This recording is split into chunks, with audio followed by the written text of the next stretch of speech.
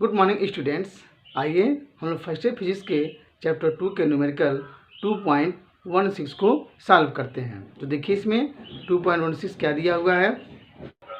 परमाणुक पैमाने पर लंबाई का सुविधाजनक मात्रक एंगस्ट्रॉम है और इसे 1 एंगस्ट्रॉम बराबर 10⁻⁻10 मीटर द्वारा निर्दिष्ट किया जाता है। हाइड्रोजन के परमाणु का अमाप लगभग 0.5 एंगस्ट्रॉम है। हाइड्रोजन परमाणुओं के एक मोल का मीटर क्यूब में कुल आणविक आयतन कितना होगा। यानी हमको ज्ञात करना है हाइड्रोजन परमाणुओं के एक मोल का मीटर क्यूब में कुल आणविक आयतन। तो मेरे प्यारे बच्चों, आइए हम लोग इसको समझते हैं। सबसे पहले ये देखिए कि क्या क्या हमको मालूम है। तो इसमें दिया हुआ है हाइड्रोजन परमाणु की त्रिज्या, जो अमाप दिया हुआ है वह दिया है 0.5 एंगस्ट्रॉम। यानी इस एंगस्ट्रॉम को हम चेंज कर देंगे। 1 एंगस्ट्रॉम बराबर होता है 10⁻⁻10 मीटर। तो 0.5 में तो 0.5 × 10⁻⁻10 मीटर। एक चीज़ और ध्यान देंगे, जो ये हाइड्रोजन परमाणु की जो त्रिज्या दिया हुआ है उसमें जो सार्थक अंक कितने आए हैं, 1। कितने आए हैं, 1। इसका ध्यान देंगे। और लास्ट में जब हम आयतन निकालेंगे उसमें भी जो सार्थक अंक आना चाहिए, कितना होना चाहिए, 1। यानी सार्थक अंकों तक हमको इसका आयतन ज्ञात करना है। अब देखिए, तो जब इसकी त्रिज्या हमको मालूम हो गई तो हाइड्रोजन परमाणु का आयतन, अभी हम क्या निकालेंगे, हाइड्रोजन परमाणु का आयतन। उसके बाद हम निकालेंगे 1 मोल हाइड्रोजन में परमाणुओं का आयतन। तो सबसे पहले देखा जाए हाइड्रोजन परमाणु का आयतन कितना होगा। तो हम जानते हैं आयतन के लिए सूत्र क्या होता है, V बराबर 4/3 πr³। यहाँ से 4/3 पाई की वैल्यू 3.14 और r जो निकाले हम लोग 0.5 × 10⁻⁻10 का होल क्यूब। मेरे प्यारे बच्चों, इसको आप सॉल्व करोगे तो ये आएगा 5.233 × 10⁻31 मीटर क्यूब। ये क्या निकला, तो हाइड्रोजन परमाणु का आयतन। अब देखिए, हम जानते हैं कि हाइड्रोजन के एक मोल में हाइड्रोजन परमाणुओं की संख्या, जिसको हम बोलते हैं अवगाद्रो संख्या, ठीक है, जिसको हम बोलते हैं अवगाद्रो संख्या। तो हाइड्रोजन के एक मोल में हाइड्रोजन परमाणुओं की जो संख्या होती है 6.023 × 10⁻23। इसी को बोलते हैं अवगाद्रो संख्या। इसको आप लोग याद भी कर लीजिएगा, अवगाद्रो संख्या कि 6.023 × 10⁻23 होता है। अब हमको परमाणु का आयतन इतना हो गया, अवगाद्रो संख्या ये हो गया। तो अतः 1 मोल हाइड्रोजन में परमाणुओं का आयतन, 1 मोल पूछा है, तो उसके लिए हम क्या करेंगे, 6.023 × 10⁻23 × 5.233 × 10⁻31 का आपस में क्या कर देंगे, गुणा। क्योंकि हमको क्या पूछा है, 1 मोल हाइड्रोजन में परमाणुओं का आयतन। यदि हाइड्रोजन परमाणु का आयतन इतना है और अवगाद्रो संख्या इतना है, तो 1 मोल के लिए इन दोनों का आपस में क्या कर देंगे, हम गुणा कर देंगे। तो ये देखिए यहाँ पर लिखा गया है, और जब ये गुणा करेंगे आप तो ये आएगा 3.15 × 10⁻⁻7 मीटर क्यूब। मेरे प्यारे बच्चों, यहाँ पे ये जो आयतन निकला है इसमें देखिए 1 2 3 सार्थक अंकों तक ये है, और हमको जो दिया हुआ है कितने हैं, 1 सार्थक अंक तक। तो हम क्या करेंगे, इसके आयतन में भी कितना सार्थक अंकों का प्रयोग करेंगे, 1। तो यहाँ इसको क्या लिख सकते हैं हम लोग, ओनली लिखेंगे 3, ये हट जाएगा, 3 × 10⁻⁻7 मीटर क्यूब। 3 × 10⁻⁻7 metre cube. ये रहा मेरे प्यारे बच्चों 2.16।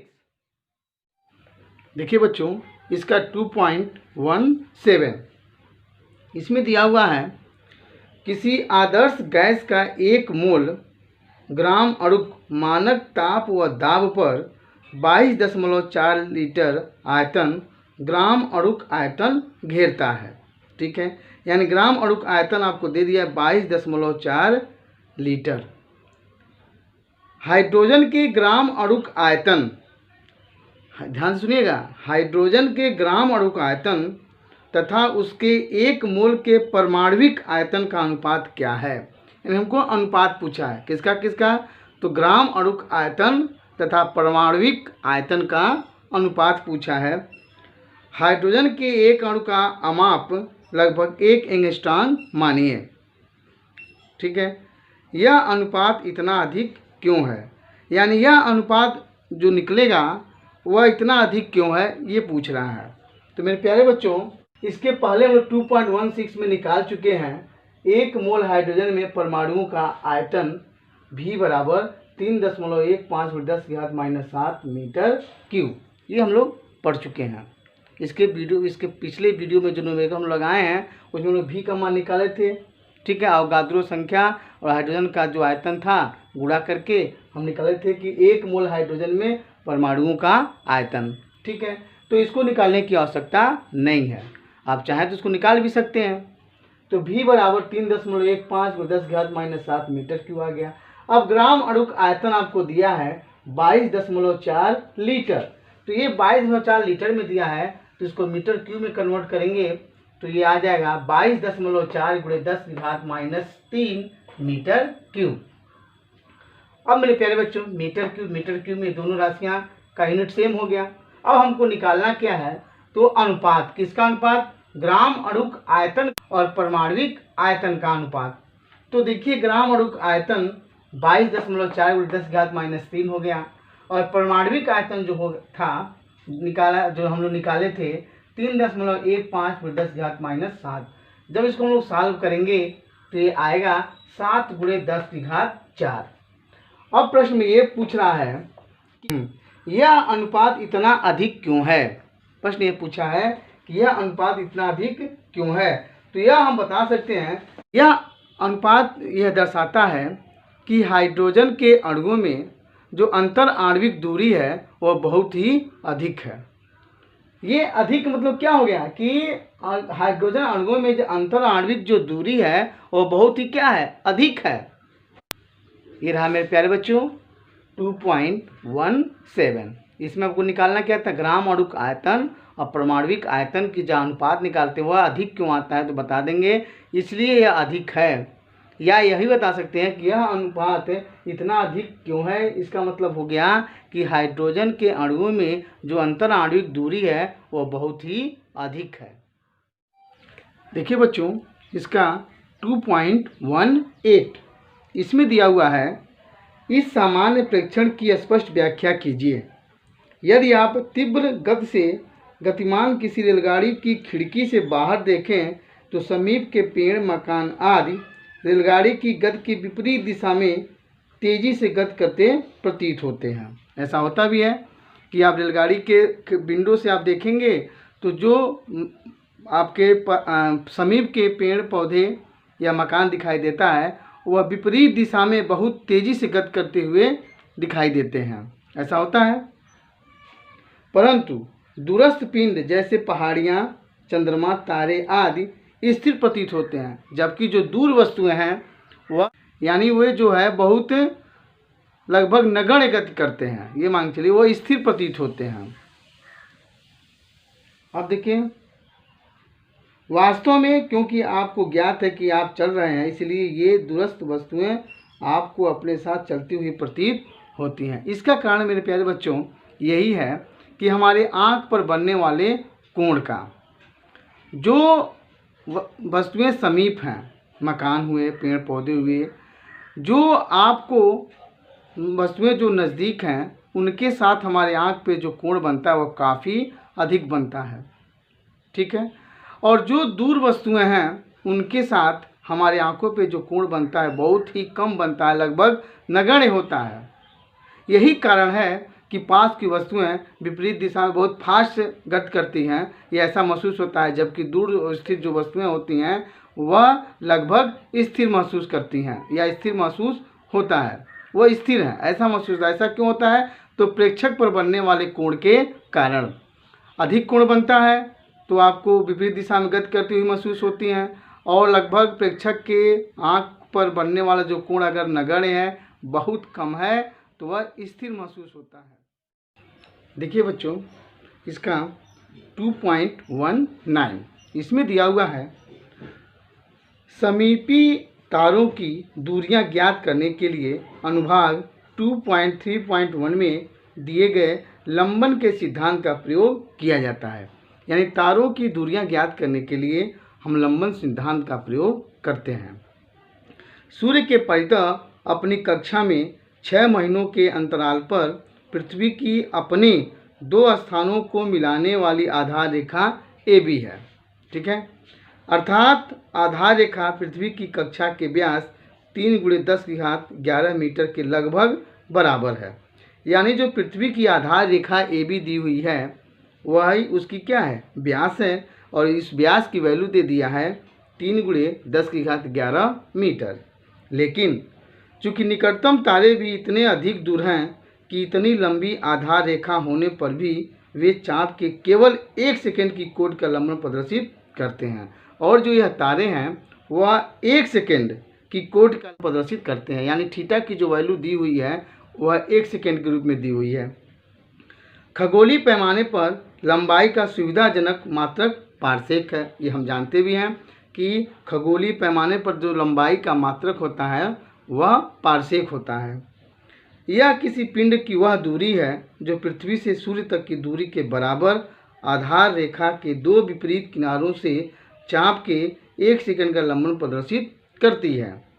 मीटरों में 1 पारसेक कितना होता है, यानी हमको बताना है कि मीटरों में 1 पारसेक कितना होता है। मेरे प्यारे बच्चों, यहाँ देखिए यह आधार रेखा, ये जो पृथ्वी की कक्षा है उसकी जो आधार रेखा AB है और इसका व्यास दे चुका है 3 × 10⁻11 मीटर।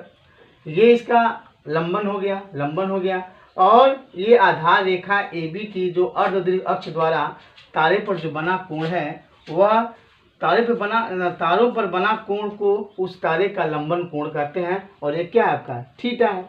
यानी ये लंबन कोण थीटा हो गया, लंबन L हो गया, और ये AB क्या हो गई, इस पृथ्वी की कक्षा की व्यास कहिए या आधार रेखा कहिए।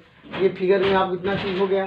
अब हम लोग यहाँ भाषा में भी लिखे हैं कि आधार रेखा AB की अर्धदीर्घ अक्ष द्वारा, ये अर्धदीर्घ अक्ष द्वारा, इस अक्ष को बोलते हैं अर्धदीर्घ अक्ष द्वारा तारे पर अंतरित कोण, इस तारे पर अंतरित कोण को उस तारे का लंबन कोण थीटा कहते हैं।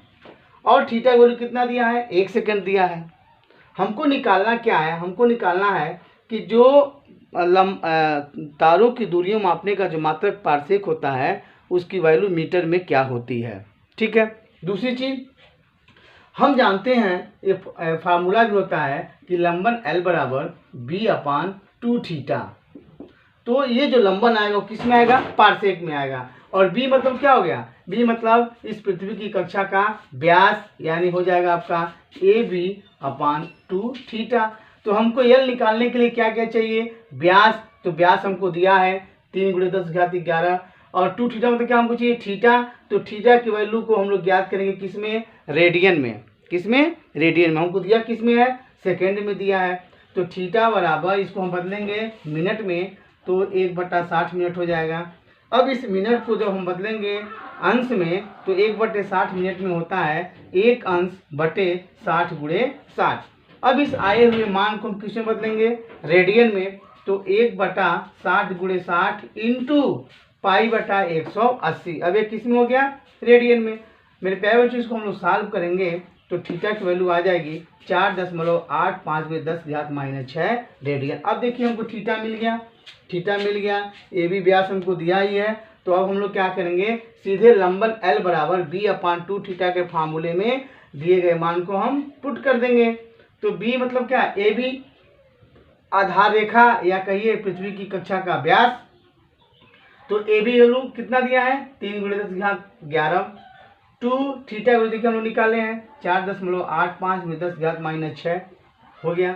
अब इसको मेरे प्यारे बच्चों सॉल्व करेंगे तो L की वैल्यू आएगी 3.08 × 10⁻16 मीटर। या हम उसको लिख सकते हैं 1 पारसेक बराबर 3.08 × 10⁻16 मीटर। ये रहा मेरे प्यारे बच्चों 2.1।